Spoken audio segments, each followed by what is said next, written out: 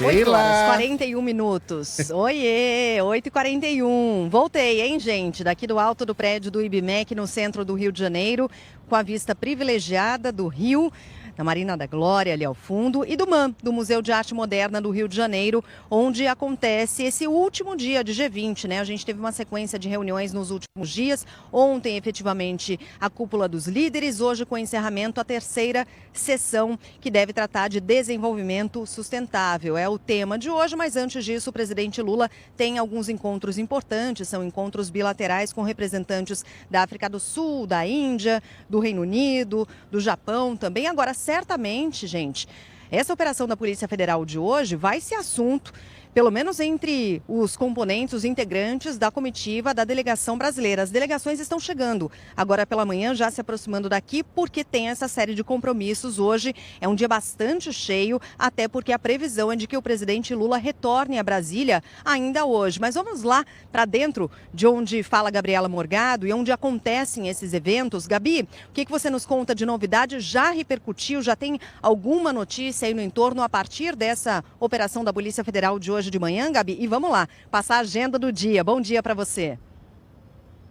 Oi, Sheila. Bom dia para você, Carla Megali, para todo mundo que acompanha a gente. Por enquanto, ainda não. A nossa equipe, inclusive, entrou em contato com a organização do G20 para perguntar se eles iriam se manifestar, mas, por enquanto, eles preferiram não prestar nenhuma declaração. O presidente Lula também ainda não fez discurso, porque, como você falou, antes da primeira reunião da cúpula de líderes, a gente tem às 9 da manhã uma reunião entre ele e o primeiro-ministro da Índia marcada, uma reunião bilateral, e só às 10 que está previsto, então, o começo da terceira reunião da cúpula de líderes. Mas a gente tem uma expectativa alta também para uma entrevista coletiva do ministro da Secretaria de Comunicação da Presidência, o Paulo Pimenta. Às 9 também, ele vai dar essa coletiva com a ministra do Chile para falar sobre inclusão digital e combate à desinformação. Eles vão assinar um memorando, mas a expectativa é que ele também fale sobre essa operação da Polícia Federal. Como a gente falou agora há pouco, né? 4 dos 5 presos, 4 militares,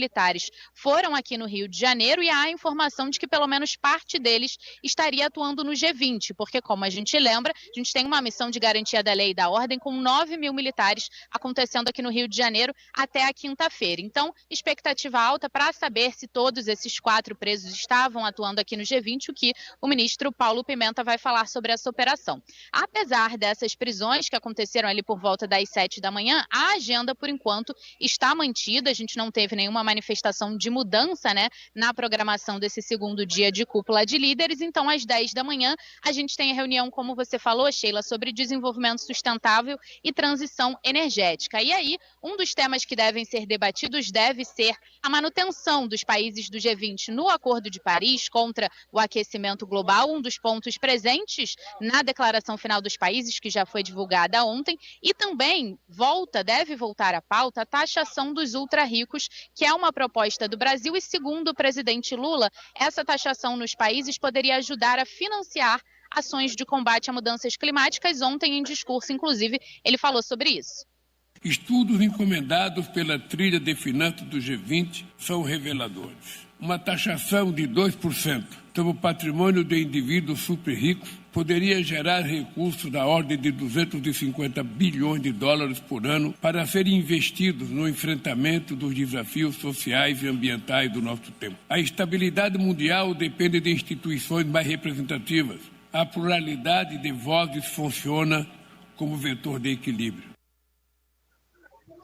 O encerramento da cúpula de líderes, pessoal, está previsto para acontecer ao 12h30, e aí a gente tem a transferência da presidência do Brasil para a África do Sul, onde o G20 acontece no ano que vem, mas ao longo do dia o presidente Lula ainda tem algumas reuniões bilaterais aqui no Rio de Janeiro, inclusive um almoço com o presidente Joe Biden, presidente dos Estados Unidos, e deve dar ainda também 2 entrevistas coletivas durante a tarde, que aí sim há também a expectativa de que ele fale sobre essa operação da Polícia Federal que acontece em Brasília e também no Rio de Janeiro. Só por volta das 6 da tarde é que o presidente volta para Brasília, pessoal.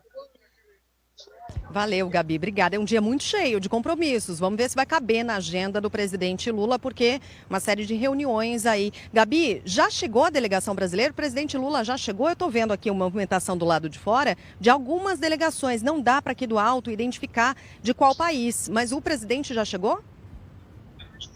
A gente também não tem informação. Por enquanto, Sheila, a gente não conseguiu ver nenhum tipo de líder dos países, né, do G20 chegando aqui. Como você falou, alguns carros passaram por aqui, mas em nenhum deles a gente viu os líderes, os presidentes dos países do G20 descendo, porque como os trabalhos hoje são mais tarde, a gente não tem essa chegada como foi ontem, né, dos líderes sendo recebidos pelo presidente Lula. Então, por enquanto, o presidente também não passou por aqui, pela rampa, pela entrada do Museu de Arte Moderna na Zona Sul do Rio de Janeiro, mas daqui a pouquinho deve estar chegando porque tem essa reunião com o primeiro-ministro da Índia.